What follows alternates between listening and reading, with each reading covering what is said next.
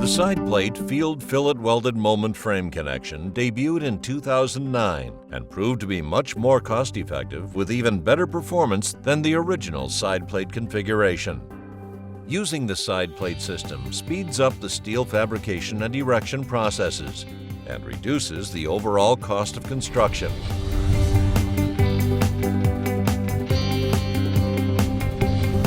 With the SidePlate system, as with all other structural systems, the field erection process begins by first confirming that the anchor bolts and elevations are set correctly, then erecting a series of moment frame columns.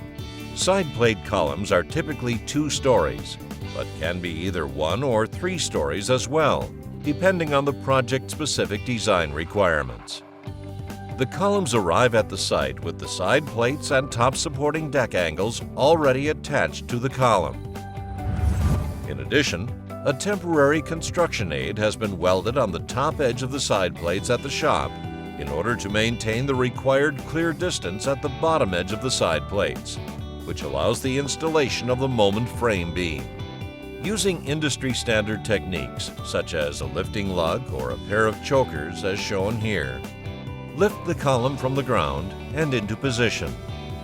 A column will typically have either 1 or 2 moment frame beams framing into the side plate connection, referred to as a one-sided or a two-sided side plate connection.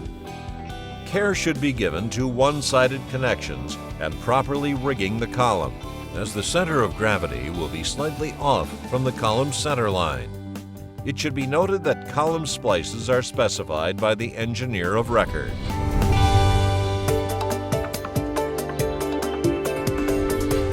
Moment frame beams have a top and bottom cover plate and a pair of vertical angles.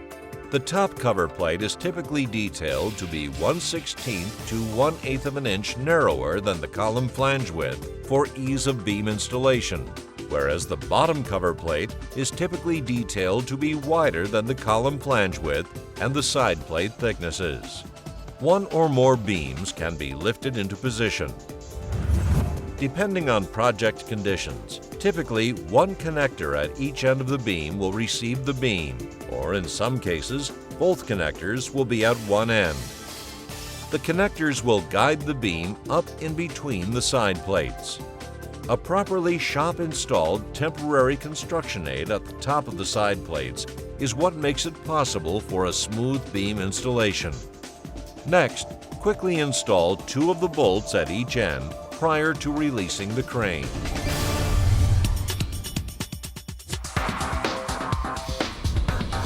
With moment frame columns and beams installed, the next step is to stuff all of the remaining A325 bolts through the horizontal short-slotted holes in the vertical angle and the oversized holes in the side plate, one of them being a standard hole.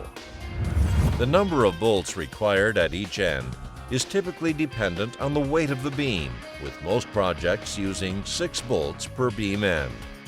The temporary construction aid at the top of the side plates should be removed at this stage. Care should be taken when removing this top construction aid, as it is under load holding the side plates apart. A cut like this through the construction aid will allow the load to disperse evenly. Once the building is plumb, the bolts are now ready to be tightened. These erection bolts also act as a clamp to effectively close any root gap that might have existed between the interior face of the side plates and the longitudinal edges of the top cover plate.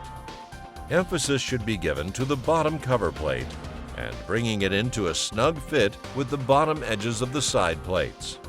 Note that the top of steel is set by this interface.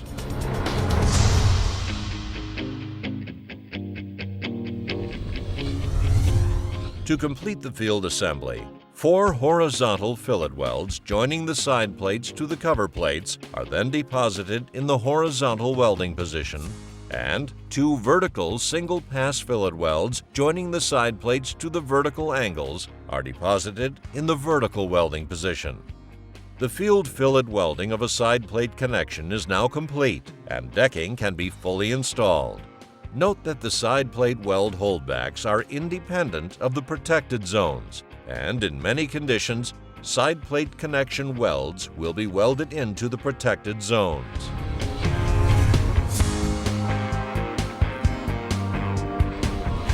To preclude concrete from flowing through the beam to column gap when pouring the floor, the general contractor will typically install a light gauge metal strip across the gap and spot weld in the middle third section of the plate.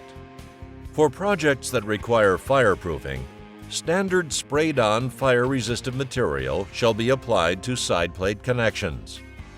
The contractor should install some type of backing, such as a light gauge metal strip as previously discussed, or some wire mesh as shown here on the bottom cover plate to the column flange, or use a layering technique with the spray-on fireproofing material to span over and cover this beam column separation.